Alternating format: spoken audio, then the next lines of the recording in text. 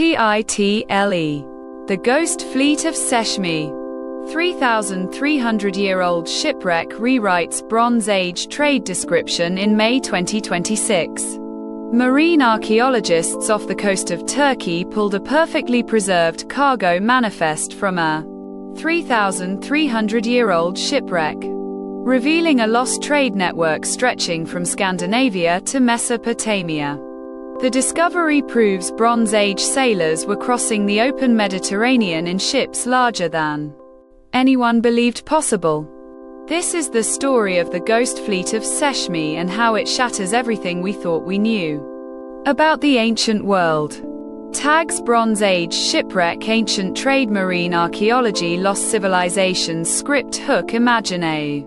Shipwreck so perfectly preserved that when archaeologists first laid eyes on it, they could still see the remains of the evening meal the crew was cooking when disaster struck.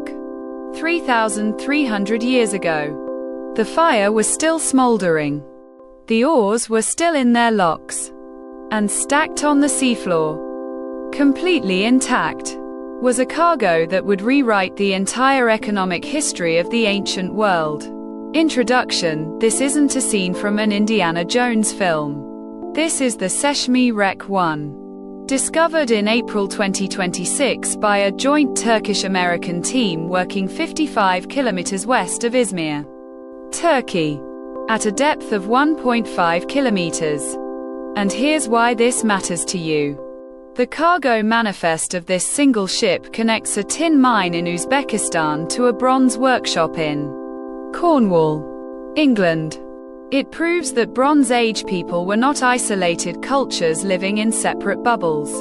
They were connected by a globalized trade network that was more sophisticated than anything historians imagined possible before the Roman Empire. In fact, this discovery suggests the first true global economy emerged not in 1492, but in 1230 BCE.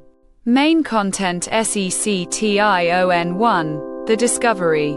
A time capsule on the seafloor. The site was first identified in August 2025 by a sonar survey conducted by the Institute of Nautical Archaeology based in Bodrum, Turkey. The anomaly was massive, roughly 22 meters long by 6 meters wide, and lay at the edge of a steep underwater canyon. Dr. Leah Brennan, the lead archaeologist from the University of Pennsylvania, described the initial ROV footage as the most emotional moment of my career. What the camera revealed was a hull preserved in anaerobic conditions. No oxygen, no wood-boring organisms. The ship was built using the mortise and tenon technique, a method where planks are locked together with wooden pegs like a giant puzzle. This is the same technique used by the Greeks and Romans centuries later. But this ship predates them by over 600 years. The most stunning detail: the galley area. Archaeologists found ceramic cooking pots still containing carbonized remains of what DNA analysis later identified as a lentil and chickpea stew, seasoned with coriander and dill. The crew had been preparing dinner when a sudden storm, a rogue wave, a catastrophic leak, sent them to the bottom. The pottery was produced on the island of Crete, confirming the ship's origin in the Minoan civilization, which collapsed around 1100 BCE. Section 2. The cargo. A superhighway of goods. When the cargo hold was finally opened in March 2026, the team found something that no one expected. The ship was carrying 500 copper ingots in the classic oxhide shape, nearly 15 tons of metal. But the real bombshell was the tin. Tin is the rare ingredient that turns copper into bronze. And for decades, historians believed that Bronze Age tin came exclusively from a few sources, primarily Cornwall in Britain and a handful of mines in Afghanistan. The Çeşme wreck carried 200 tin ingots weighing a total of 6 tons.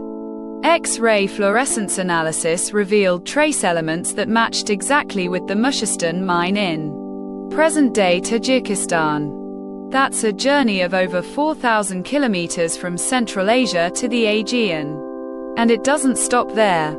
The wreck also contained 60 jars of pistachio resin from the island of Chios, 15 elephant tusks, identified as African forest elephant, not Asian, meaning they came from the savannas of modern-day Ghana or Ivory Coast. Baltic amber beads that could only have originated in modern-day Lithuania or Latvia.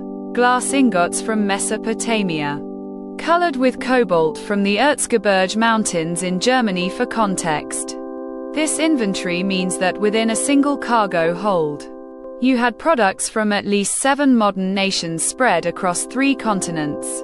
Dr. Brennan described the find as the Amazon warehouse of the Bronze Age. Section 3. The storm. What sank the ship? Forensic analysis of the wreck site tells a dramatic story. The ship came to rest on a gentle slope, but the distribution of cargo suggests a sudden, violent event. The ingots are concentrated on the port side, with broken amphorae scattered forward.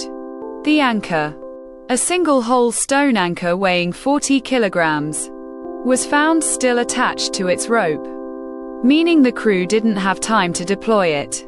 Meteorological